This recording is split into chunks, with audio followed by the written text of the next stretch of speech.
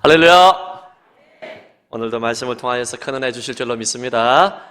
신년 감사 예배 드리면서 우리 모든 성안의 교우들이 우리 주 예수 그리스도의 은혜와 평강이 차고 넘치기를 예수님 이름으로 축복합니다. 우리 앞뒤 좌우로 읽기 인사하겠습니다. 새해 하나님의 복 많이 누리세요. 감사합니다. 한 번 더 인사하겠습니다. 당신은 사랑받기 위해 태어난 사람입니다.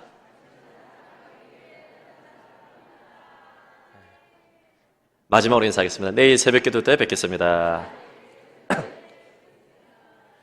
1, 2, 3부 전부 다 세 번째 인사가 제일 소리가 낮아집니다. 그래서 우리가 신년 말씀 집회 3일 동안 제가 인도를 하고 4일째에도 특세를 제가 인도하면 여러분이 지루해 할까봐 대한민국 최고의 강사를 모셨습니다. 다니엘 기도의 강사보다 한 2배 정도 좋으신 강사님을 모셨는데요. 저보다 인물은 좀 안 되지만 말씀의 능력은 되어 있습니다. 한번 띄워주시겠습니까? 사진 우리 함께 기도에 나와 있는데요. 저 5분들을 여러분 보신 적이 있는지 모르겠는데 인물은 제가 좀 더 낫죠. 그래서 누가 이해했습니까? 감사합니다. 저는 마이크 하나 드리겠습니다. 우리 5분의 강사님을 모셔가지고 이분들이 아마 금식하며 철회하며 말씀을 준비하지 않았을까 그런 생각을 합니다. 오셔서 큰 은혜 받으시고 어쨌든 여러분 함께 기도하는 기도로 새해를 시작했으면 좋겠습니다. 우리 설교 제목 따라하겠습니다. 주일 예배의 축복을 누리자. 2025년 한 해 여러분 예배를 생명처럼 여기십시오. 빨간 날 있다고 놀러 가지 마시고 주일 예배 드리고 놀러 가시기를 바랍니다. 표정이 많이 안 좋아지신 것 같은데 여러분 2025년도 최고의 하나님께 최선의 예배를 드리시기를 바랍니다. 25년도 표가 목장으로 부흥하는 교회인데 다음 주에 소그룹에 나타난 치유와 회복과 기도의 응답에 대해서 사도행전 말씀을 통하여 예루살렘 교회를 통하여서 목장의 소중함과 하나님의 임재를 살펴보고 오늘은 예배에 관한 말씀을 전하겠습니다. 작년의 표가 뭔지 기억하십니까? 예배로 세상을 움직이는 교회. 작년에 표를 그치는 게 아니라 올 한 해도 그렇고 주님 오시는 그날까지 우리가 예배 잘 드려야 됩니다. 왜냐하면 우리가 지음받은 목적 살아가는 이유가 예배이기 때문에 그렇습니다. 이 백성은 내가 나를 위하여 지었나니 하나님이 친히 말씀하셨죠. 나의 이름을 찬송하기 위해서 하나님이 우리를 지었다는 것입니다. 찬송 예배입니다. 하나님께 가장 높은 가치를 올려드리는 것입니다. 영어로 worship, 하나님께 가치를 두다 이런 뜻 아니겠습니까? 우리의 지음받은 목적이 예배이기 때문에 하나님은 예배를 소중히 여기는 자에게 주의 분복을 내려주십니다. 할렐루야. 그래서 주일 예배의 축복을 누리자. 모든 예배가 다 중요하지만 주일 예배 가운데 임재하시는 하나님의 분복을 살펴보고 어떤 자세로 예배를 드려야 되는지 간단하게 말씀 전하고 은혜를 받고자 합니다. 여러분 주일에 하나님께서 그리고 예수님께서 우리에게 복을 주십니다. 여러분 이스라엘 백성들은 안식일을 지킴으로 주의 복을 받았습니다. 구약 성경을 쭉 보게 되면 십계명도 그렇고 계속해서 안식일을 거룩히 지키라고 이야기를 합니다. 이것도 하면 안 되고 저것도 하면 안 되고 하나님만을 섬겨야 된다 이야기를 하는데 신약 시대에는 우리가 안식일을 지킬 필요가 없어요. 그 정신은 이어봐야 되지만 하나님의 교회 같은 이단들은 아니 기존 교회들은 왜 구약의 말씀을 안 지켜? 왜 유월절 안 지켜? 초막절 안 지키는 거 보니까 기존 교회들은 다 썩었다 이단이다 이렇게 이야기하는데 절대로 그렇지 않습니다. 그들은 유월절과 구약에 나타난 초막절 같은 것들을 지키면서 이 기존 신자들을 현혹을 하는데 썩어서는 안 됩니다. 안식일은 예수님이 완성하셨어요. 할렐루야. 우리 주 예수 그리스도께서 금요일날 십자가에 죽으시고 또 3일 만에 부활하신 안식 후 첫날 주일, 오늘 이 주일날 주님께서 주님의 날에 일요일날 부활을 했기 때문에 우리는 우리의 구원의 완성의 날, 주님이 부활하신 날을 기념하여 주일 예배로 이 자리에 모이는 것입니다. 그래서 우리는 안식일의 정신은 받아야겠지만은 안식일을 지킬 필요가 없고 초막절도 지킬 필요도 없어요. 절기를 지킬 필요가 없어요. 왜냐하면 예수님 안에서 모두가 완성되었기 때문에. 그럼 월삭기도회는 왜 하느냐? 구약의 방법대로 지키는 것이 아니라 한 달에 하루를 1년에 12달 중에서 하루의 첫날을 기도하기 위해서 모이는 것입니다. 그런 정신을 이어받는 것입니다. 그래서 하나님의 교회에 이단에 절대 쏘가서는 안 되는 것입니다. 주님께서도 창세기 2장 3절에 하나님께서 말씀하셨죠. 7째 날을 복 주셨습니다. 6일 동안 천지 만물을 짓고 나서 7째 날 안식을 하나님께서 정하시고 복을 주셨다 이야기를 하셨습니다. 여러분 6월절과 초막절 모두 다 그림자예요.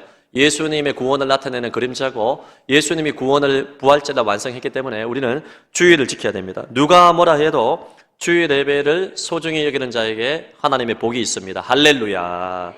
여러분, 안식일의 주인이 예수님이시라고 말씀드렸고 안식일의 완성인 이 부활절날 1년 365일에 사실은 52주가 다 부활절입니다. 다 모든 날이 다 귀하지만은 우리가 성도가 부활절을 기념하는 주일날 모여서 예배드리는 게 너무나 소중하다는 것이죠. 그래서 3월에 있을 4월에 있을 부활절을 우리가 기념하여 지키지만은 사실은 1년 52주가 주님의 부활을 기념하는 부활절이라는 사실을 우리는 기억을 하셔야 됩니다. 자, 그렇다면 이 부활절날 우리가 받는 주님의 복을 우리가 살펴보기 전에 사무엘하 6장 말씀을 통하여서 예배가 얼마나 소중한지를 한번 간단히 살펴보고 우리가 살펴보기를 원합니다. 여러분, 우리는 예배를 생명처럼 여겨야 되는데 다윗을 보십시오. 오랜 시련의 세월이 지나고 나서 이제 이스라엘의 왕으로 세움을 받았습니다. 왕이 되고 나서 해야 할 일이 얼마나 많아요. 정치를 먼저 잘 이렇게 마음을 모아야 됩니다. 경제에도 신경을 써야 됩니다. 여러분, 조직도를 만들어가지고 리더십을 발휘를 해야 됩니다. 빨리 나라를 안정시켜야 됩니다. 수습을 해야 돼요. 그런데 다윗은 그것을 하기 이전에 가장 먼저 언약궤를 다윗성으로 가져오라 이야기를 했습니다. 예루살렘 성에 가져오라는 것이죠. 언약궤는 하나님의 말씀을 상징하는 것이고 하나님의 임재를 상징하는 것입니다. 무슨 말이냐? 다윗이 하나님을 가장 소중히 여기고 예배를 인생 최고의 가치로 두었다는 것입니다. 다른 복잡하고 바쁜 그 일을 하기 이전에, 중요한 일을 하기 전에 다윗의 인생에서 있어서 가장 중요한 것은 왕이 되는 것도 아니고 정치를 하는 것도 아니고 사람들에게 인기를 얻는 것도 아니고 많은 권력과 돈을 버는 것도 아니고 바로 하나님 앞에 최고의 예배자가 되기를 원했던 다윗의 일하는 가치 중심을 우리는 성경 말씀을 통해서 볼 수가 있습니다. 나라의 안정과 번영도 결국에는 하나님의 손에 달려있기 때문에 다윗은 하나님을 가장 먼저 예배했습니다. 여러분, 성경을 보면 창세기에 아브라함은 어디를 가든지 제단을 쌓았더라. 여러분, 상술의 마물의 수풀에 가서도 제단을 쌓고 길갈에 가서도 제단을 쌓고 좋은 일이 있어도 제단을 쌓고 나쁜 일이 있어도 제단을 쌓고 자신의 자손을 낳아도 제단을 쌓고 그리고 자녀를 낳지 못하는 그러한 근심 중에서도 제단을 쌓고 어디를 가든지 제단을 쌓았다. 이 제단을 쌓았다는 것은 예배를 드렸다는 것입니다. 하나님을 가장 먼저 소중히 여겼다는 것입니다. 아브라함뿐만 아니라 사무엘도 그렇습니다. 고난 중에 있었던 욥도 주신 자도 여호와시요 취하신 자도 여호와시니 여호와의 이름이 찬송을 받을지어다. 예배를 드렸다는 것입니다. 고난 중에 있든지 형통하든지 번영을 누리고 있든지 어디에 있든지 간에 하나님이 찾으시는 사람은 영과 진리로 예배하는 자입니다. 할렐루야. 하나님이 이 땅을 굽어 살필 때 내가 정말 마음에 드는 사람이 있구나. 하나님이 어떤 사람을 가장 먼저 찾느냐? 하나님을 가장 최고의 가치로 두고 예배하는 자, 성령과 진리로 예배하는 자를 주님께서 찾으십니다. 2025년도 여러분 모든 교우들이 주일 예배를 다윗처럼 소중히 여기셔서 축복의 반열에 설 수 있기를 예수님 이름으로 축복합니다. 자, 그렇다면 이렇게 예배가 소중한데 주일 예배에 주시는 하나님의 복을 상고하고 은혜를 받고자 합니다. 첫째, 주일 예배에 주시는 하나님의 복이 뭐냐? 따라하겠습니다. 평강의 복을 주신다. 평강의 복을 주신다. 여러분, 이 시대를 한마디로 정의하면 평강이 없는 시대가 아니겠습니까? 가정을 가도 참된 안식이 없고 직장과 캠퍼스를 가도 안식이 잘 없고 쉼이 없고 평강이 없습니다. 우리가 등 따시고 배부르고 돈을 벌어서 편안은 누릴지 몰라도 그 어디에도 평강은 없는 시대가 아니겠습니까? 여러분, 이 시대에 대해서 우리가 기억할 것은 세상의 쾌락과 번영도 참 평강을 주지 못한다는 것입니다. 우리가 헛하는 것을 찾다가 낙심하지 말고 실망하지 말고 우리에게 진정한 평강을 주시는 예수님을 바라보시기를 바랍니다. 주님께서 우리에게 평강 주십니다. 24장 누가복음 24장 36절에 보면 이 말을 할 때에 예수께서 친히 그 가운데 서서 가라사대 너희에게 평강이 있을지어다. 세상이 주는 평강, 평안 말고 예수님이 주시는 평강이 온전한 평강인데 이 말을 할 때가 뭐냐면 지금 주일날 이 그리스도의 제자들과 주님을 목격한 마리아와 많은 사람들이 지금 두려워하여 유대인들이 자기를 죽일까 봐 예수님도 죽였으니까 우리도 죽일까 봐 두려워해서 모여있을 때 우리로 치면 주일 예배에 잠잠히 모여있을 때 주님께서 나타나셔서 너희에게 평강이 있을지어다 말씀을 하셨습니다. 여러분, 평강은 위로부터 오는 건데 위에 계신 예수님이 주시는 것이고 우리 주 예수 그리스도 외에는 평강이 없다는 것을 기억을 해야 됩니다. 그런데 누구에게 임했습니까? 주일 예배를 드리는 자, 모이는 자에게 평강이 임했습니다. 여러분 찬송가 가사 중에 보면 마리아가 예수님께서 죽으시고 부활하신 그 날에 빈 무덤가에 갔어요. 예수님을 사모하고 사랑하지 않았습니까? 제자들은 다 내팽개치고 주님을 떠났는데 마리아는 주일 새벽에 예수님을 뵙기 위해서 그 자리에 무덤가에 가게 되었습니다. 마리아처럼 새벽에 주께로 옵니다. 25년도에 제가 노래 실력이 조금 늘었습니까? 마리아처럼 주일 새벽에 주께로 가야 됩니다. 주의 얼굴을 뵙기를 사모하고 모여야 됩니다. 이 말을 할 때에 제자들과 마리아와 많은 예수님을 따랐던 사람들이 주일날 모였을 때 주님이 나타나 평강을 주셨다. 이것을 기억을 해야 됩니다. 저는 예수 그리스도의 이름으로 대신 선포합니다. 2025년도 신년 감사 예배 첫 예배를 드리는 성안의 모든 교우들의 가정에 예수님의 평강이 있을지어다. 주님 주시는 평강이 있으면 아무리 사망의 엄침한 골짜기에 있다 할지라도 고난의 터널을 걷는다 할지라도 우리는 평강으로 자유함을 얻을 수가 있는 것입니다. 자, 엠마오로 가는 두 제자가, 글로바와 다른 제자 두 제자가 예루살렘에서 예수님이 실패자라고 생각을 하고 죽었다고 생각을 하고 엠마오로 고향을 돌아가고 있는데 그때 예수님이 부활한 모형으로 다른 모습으로 나타나셔서 그들의 믿음의 눈이 열리지 않아 예수이신지를 알지를 못했습니다. 그래서 그들이 슬픔에 잠겨 있을 때 예수님께서 계속해서 성경 말씀을 풀어주셨습니다. 여러분 우리 기억하세요. 믿음의 눈을 열지 못하고 우리가 근심 가운데 있을 때 두려움과 좌절 가운데 있을 때 24년을 보내면서도 얼마나 많은 절망이 내 친구로 찾아왔습니까? 그런데 25년을 보내면서도 여전히 고통 가운데 있는 분들, 슬픔에 잠겨있는 분들, 여러 가지 이유로 정말 어둠의 시간을 보내는 분들이 계실 것입니다. 그때도 기억하십시오. 예수님이 내 곁에 계십니다. 성령님이 우리와 동행하십니다. 믿음의 눈을 열어 주를 보시기를 바랍니다.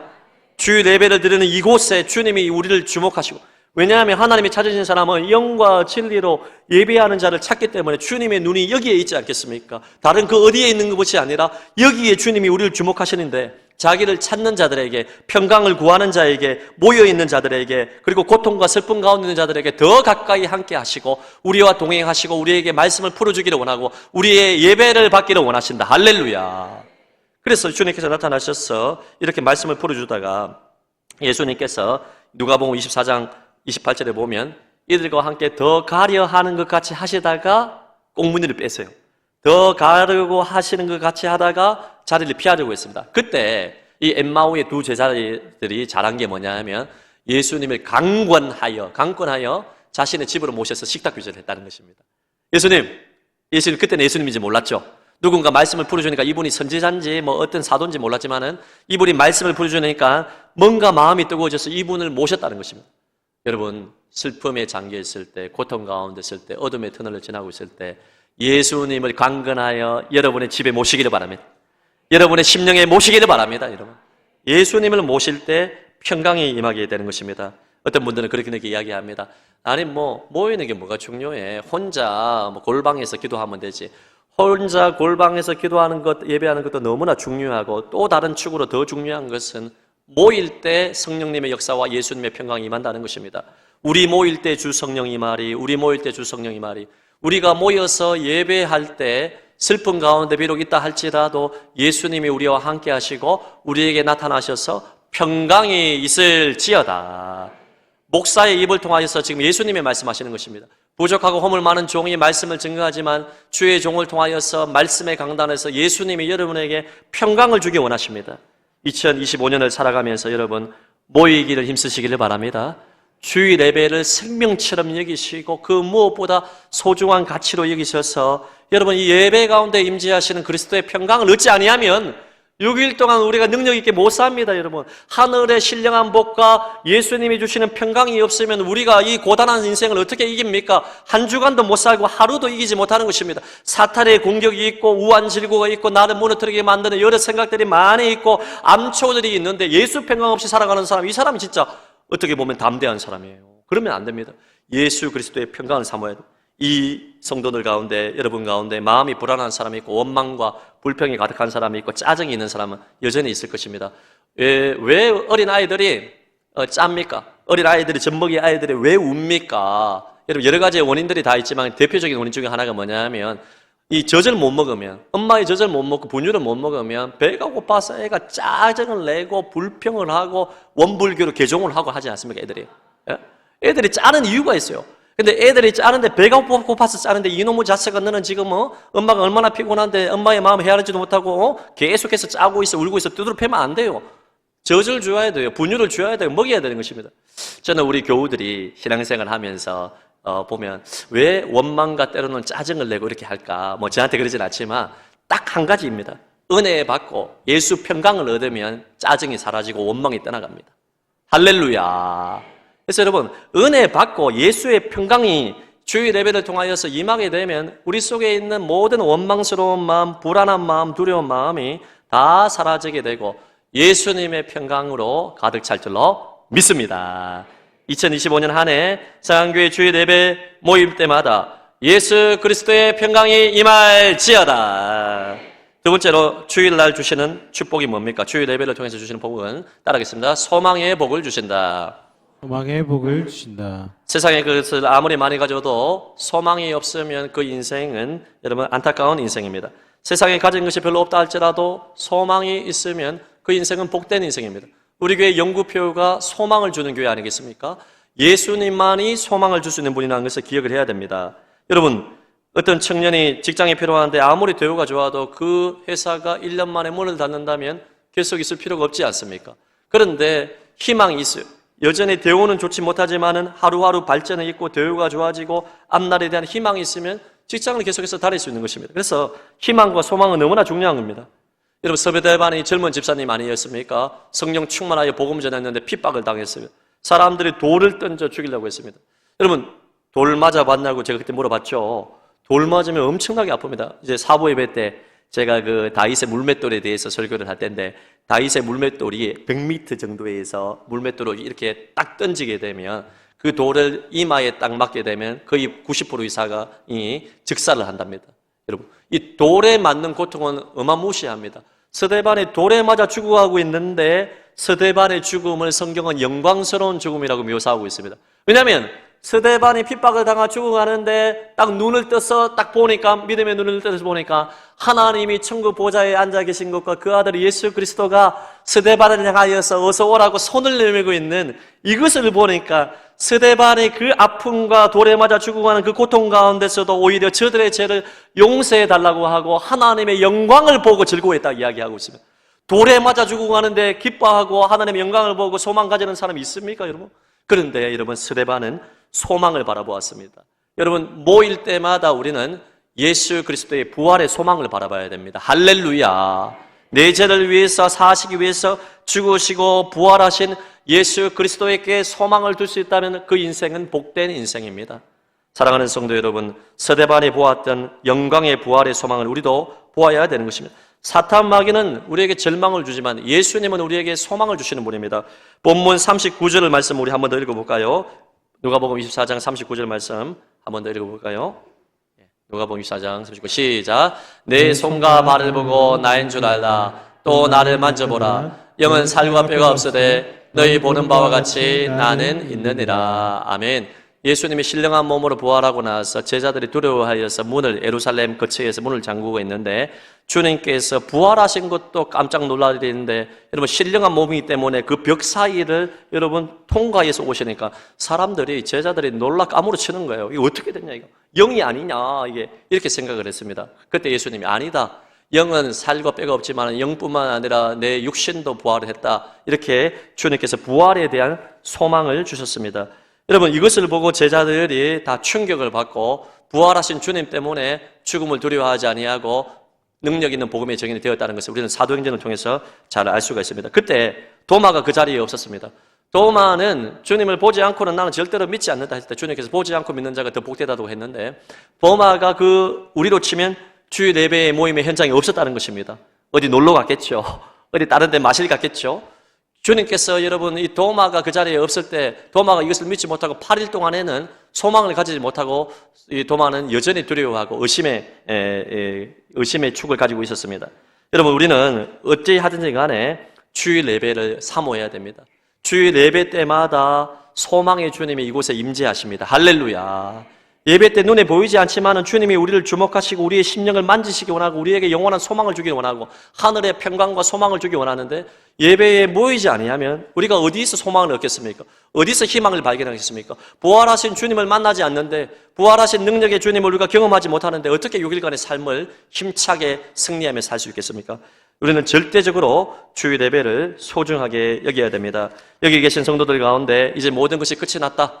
슬픔과 눈물과 고통 가운데 있는 분들이 있습니까? 주일 예배 때마다 소망을 주시는 예수님을 만날 수 있기를 예수님 이름으로 축복합니다. 오늘 마지막으로 주일 예배에 주시는 복, 주일에 주님께서 주시는 복은 따라하겠습니다. 기쁨의 복을 주신다. 기쁨의 복을 주신다. 43절 목요면 이 말씀을 하시고 손과 발을 보이시나 저희가 너무 기쁨으로 오히려 믿지 못하고 기이 여길 때 이르시되 여기 무슨 먹을 것이 있느냐 했을 때 생선을 드시는 모습이 나와 있는데요. 저희들이 너무 기뻐서 믿지 못할 정도로 기뻐했다 이야기를 하고 있습니다. 충격적인 기쁨이 아니겠습니까? 그전에는 돈을 보고 기뻐했습니다. 그전에는 제자들끼리 서로 누가 크냐 미움 다툼 시기 질투로 인기를 넣고 기뻐했습니다. 높은 자리에 오르면 기뻐했습니다. 성공에 목말라서 성공하면 기뻐했습니다. 그런데 이제는 주일 예배 때 부활하신 주님을 만난 것 때문에 기쁨을 이기지 못할 정도로 기쁨의 복을 누리게 되었습니다. 우리가 주님이 주신 기쁨, 주일 예배를 통해서 주시는 기쁨은 세상이 알지 못하는 것입니다. 주일 예배 때 우리가 은혜 받기만 하면 눈에 보이지 않지만 부활하신 주님을 경험하기만 하면 말씀으로 임재하시고 성령으로 동행하시고 우리의 예배 가운데 임재하시는 주님을 경험하기만 하면 가정의 변화가 나타나고 직장에서 그리스도의 향기가 나타나고 우리의 심령이 지옥에서 천국이 되고 우울에서 여러분 기쁨이 든다는 것을 우리는 많이 경험하지 않습니까? 사랑하는 성도 여러분, 이 세상에 줄 수 없는 기쁨 예수님만이 줄 수 있습니다. 부활하신 주님만이 우리에게 주시는 것입니다. 그래서 우리 모든 교우들이 주일 예배를 통하여 오늘 한 번뿐만 아니라 1년 52주 주일 예배를 통하여서 기쁨을 주시는 주님, 기쁨의 근원 되시는 예수님을 경험할 수 있기를 예수님 이름으로 축복합니다. 말씀의 결론을 맺으면서 여러분에게 축복하며 중요한 권면을 두 가지 드리고 이제 말씀에 마치도록 하겠습니다. 여러분 먼저 축복합니다. 2025년도 우리 모든 교우들에게 주일 예배의 세 가지 축복이 있을지어다. 예수님의 평강이 있을지어다. 예수님의 소망이 있을지어다. 예수님이 주시는 기쁨의 복이 있을지어다. 자, 그렇다면 이 세 가지 복을 받았다면 우리가 어떻게 반응해야 되느냐? 다이처럼 반응해야. 결론적으로 한번 띄워주시겠습니까? 이렇게 시작. 2025년도 주일 예배의 복을 사모하고 믿음과 열정을 다해 예배드리자. 아멘. 먼저 우리가 예배드릴 때 믿음으로 드려야 돼요. 아벨은 믿음으로 예배드렸어요. 믿음으로 제사드려서 주님이 받으셨거든요. 믿음 뭘 믿습니까? 예수 그리스도가 나의 구세주라는 것을 믿죠. 예수님이 하나님의 아들이라는 것을 믿죠. 내가 하나님의 아들, 딸이라는 것을 믿죠. 뿐만 아니라 히브리서 11장 6절에 믿음이 없이는 하나님이 기쁘시기 못하나니 하나님께 나아가는 자는 반드시 그가 계신 것과 자기를 찾는 자들에게 상 주시는 이심을 믿어야 할지니라. 하나님이 지금도 살아계시고 지금도 이곳에 임재하시고 자기를 찾고 구하고 예배하는 자에게 상 주시는 이심을 믿음으로 우리 드려야 됩니다. 말씀을 들어도 부족한 종이 말씀을 전하지만은 하나님께서 주의 종을 통하여서 말씀 주니까 겸손하게 말씀을 받아들이고 사무엘처럼 말씀하옵소서 주의 종이 듣겠나이다. 겸손과 믿음으로 말씀을 받아야 되고 찬송을 부를 때도 기도를 할 때에도 축도를 받을 때도 하나님의 복을 받을 때에도 믿음으로 하나님이 나에게 복 주시는 분이다. 하나님 나의 아빠 아버지다. 하나님은 지금도 살아계신다. 하나님은 자기를 찾는 자들에게 상 주신다. 할렐루야. 믿음으로 예배하시기를 바랍니다. 그냥 왔다 그냥 가면 안 돼요. 이곳에 믿음으로 예수님의 임재를 체험해야 됩니다. 부활하신 주님을 만나야 됩니다. 눈에는 아무것도 보이지 아니하고 귀에는 아무 소리 들리지 않아도 믿음으로 예배할 때 아벨처럼 믿음으로 예배를 드리고 제사를 드릴 때 하나님께서 그 예배를 흠량합니다. 모든 예배를 하나님 다 받는 것 아닙니다, 여러분. 가인의 예배는 받지 않았습니다. 비록 우리가 6일간에 범죄하고 때로는 실수했다 할지라도 그리스도의 보혈을 의지하고 나는 공급지만 예수 공로 의지하여 예수 이름으로 나왔습니다. 믿음으로 예수 이름 붙잡는 자에게 하나님이 그 예배를 받으십니다. 믿음으로 예배드리는 것이 너무나 중요합니다. 그리고 두 번째로 우리는 열정을 다해서 예배드려야 됩니다. 사랑하면 열정이 생깁니다. 부산과 서울에 사는 남녀가 서로 연애하게 되면 그렇게 피곤하여서 고단한 삶을 마치고 저녁 9시가 되고 10시가 돼도 당일치기로 여러분 이 차를 타고 가지고 4시간, 8시간 왕복해서 잠깐 30분, 1시간 보고 오는 것. 그런 간증 안 들어봤습니까, 여러분? 최병남 목사님이 간증하지 않았습니까, 여러분? 저 강원도까지 가지고 지금 시골에서 가지고 막 10시간을 왕복해가지고요. 잠깐 30분 봤어요. 김관성 목사님하고 같이 가고 30분 보고 오면서 김관성 목사님은 피곤해 죽겠는데 10시간 동안 뭐 하는 짓이냐고 원망 불평 막 했는데요. 최병남 목사님 기쁨이 없어. 30분만 봐도 사랑하니까 열정이 생기는 거예요. 사랑하면 여러분 열정 생깁니다. 아멘도 안 하네 여러분. 주님 사랑하면 10시간 예배 드려도 안 피곤해요 여러분. 진짜요. 우간다 한번 가보세요 여러분. 그들이 3시간을 맨발로 걸어와가지고요 그 콘크리트 그 바닥에서 찬바닥에서 먼지가 얼마나 일어나고 흙더미에서 찬양을 하는데 웨투사바 머카마 머리야 막 하면서 왜가 예수 왜가 그들이 찬양하는 모습을 보면 하나님 앞에서 얼마나 부끄러운지. 우리는 하나님 앞에서 점잔을 많이 들지 않습니까? 그런데 그들은 열정적으로 주님 앞에서 찬양을 하는데 얼마나 부끄러운지 모릅니다. 오늘 다윗의 예배를 보세요. 5절 사무엘하 우리 읽었던 5절 보면 다윗과 이스라엘 원족속이 잣나무로 만든 여러 가지 악기와 수금과 비파와 소고와 양금과 제금으로 요 앞에서 연주하더라. 모든 거 다 악기 동원해서 연주를 하고 14절에는 다윗이 요 앞에서 힘을 다해 춤을 추는데 그때에 다윗이 배 에봇을 입었더라. 그 위에 보게 되면 너무 열정적으로 주님이 사랑하여 찬양해서 옷이 내려가는 것도 모르고 신하들이 그것을 쳐다봐도 모를 정도로 왕이 채통도 없이 이렇게 찬양하고 예배했어요. 미갈이 그 안에 미갈이 이것을 보고 나서 염치도 없이 말이야. 이 미갈이 잔소리의 원조입니다, 여러분. 다윗을 향해가지고 당신은 말이야, 염치도 없이 뭐 하는 짓이야 이러면서. 제가 여자가 아니라서 잘 따라하지 못하거든. 우리 아내가 잔소리를 안 해고 잘 못 따라할 것 같습니다. 여러분 이게 미갈이 막 조롱했어요. 신하들 앞에서 뭐 하는 짓이야 이래요. 그때 다윗이 신하들이 나를 더 깔본다 할지라도 나는 하나님 앞에서 자유롭게 예배하리라. 할렐루야.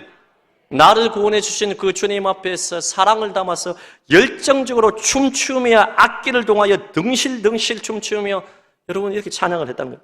여러분 저는 이제 성황교회 부임하고 나서 1년이 됐는데 조금 안타까운 것이 하나 딱 있어요. 우리 교회자들 세계에서 이제 신학생들이 그런 얘기 많이 했는데 성한 스타일이 있다 그런 얘기 합니다. 너는 성한 스타일이 아니라 너는 안 성한이야 뭐 이런 얘기 막 하고 너는 성한 스타일. 성한 스타일이 뭐 따로 있겠습니까? 제가 오늘 성한 스타일 정의해 드리겠습니다. 다윗 스타일이 성한 스타일이에요. 주님을 향해서 덩실덩실 춤을 추고 김준효 전사님처럼 이렇게 45도로 막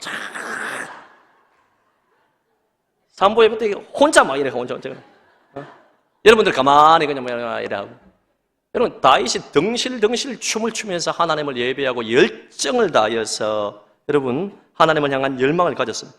어떤 목사님이 공자가 죽어야 예배가 산다는 책을 저술을 했는데 저는 이게 동의를 합니다.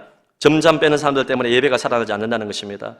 물론 사람마다 기질이 다르죠. 내성적인 사람들이 사실 덩실덩실 춤추며 하는 것이 어렵습니다. 저도 내성적인 아이 아니겠습니까? 그래가지고 그리고 저도 참 쉽지 않아요. 그래. 근데 여러분 뭐 그렇게 다 하란 말이 아니라 내성적인 사람들도 마음에 열망은 있어야지. 예수 사랑하는 마음은 있어야지. 주님의 십자가에 대한 뜨거운 사랑, 그에 대한 화답이 있어야 되지 않겠습니까? 다윗이 바로 그런 사람이 아니겠습니까? 우간다 말씀드렸지만 그들이 2시간, 3시간을 맨발로 걸어와서 열정적으로 땀이 막 범벅이 될 정도, 이런 비 오듯이 땀이 쏟아진다 이 말이 표현이 될 정도, 머리부터 발끝까지 땀을 2시간, 3시간, 4시간을 찬송을 하는데 얼마나 하나님 앞에서 제 예배를 들어보니까 부끄러운지 모릅니다. 여러분 찬송 한 구절을 불러도 가사를 생각하면서 힘껏 불러보세요. 제가 아까 550장하고 찬송 부르는데 특별한 가사도 아니지만은 한 절 한 절을 생각하면서 부르니까 눈물이 나요. 얼마나 가슴이 뜨거워지는지. 여러분 마음을 모아 불러야 됩니다. 입술만 다살다살 부르는 마른 둥 이렇게 하면 안 됩니다. 여러분 누가 대표 기도를 하면 여러분 나른하게 앉아 있으면 안 돼요. 대표 기도를 하면 마음을 모아서 아멘, 아멘. 아까 대표 기도할 때 저 혼자만 15번 아멘 했잖아요. 여러분. 여러분들 노멘, 노멘. 장로님 은혜롭게 기도하시는데 여러분 모두가 이제 다음 주부터 완전 달라져야 돼요. 예배 분위기가. 대표 기도를 할 때도 마음을 모아가서 여러분 주의 종을 위해서 교회와 하나님 나라와 열악한 자들을 위해서 기도할 때 아멘, 아멘, 아멘, 아멘 안에 저 혼자 하고 있잖아요. 지금. 할렐루야, 아멘. 고린도후서 1장 20절에 하나님의 약속은 얼마든지 그리스도 안에서 예가 되니 그런즉 그로 말미암아 우리가 아멘하여 하나님께 영광을 돌리게 되느니라. 진실로 그러합니다. 나도 동참합니다. 기도하는 마음을 담아서 아멘, 아멘, 아멘. 내성적인 사람도 이제 앞으로 아멘 하세요. 할렐루야. 성한 스타일 맞추세요, 여러분. 로마에 가면 로마법을 맞추고 성한교회 오면 성한교회 스타일 맞춰야 돼. 지극히 저처럼 내성적인 사람들은 마음으로 아멘 하는 것도 받아주겠습니다, 여러분. 열망을 담아서 우리가 하나님 앞에 열정적으로 예배를 해야 됩니다. 여러분, 2025년도 첫 신년 감사 예배 이 자리에 있는 것 당연한 것이 아니라 하나님의 은혜인 줄로 믿습니다.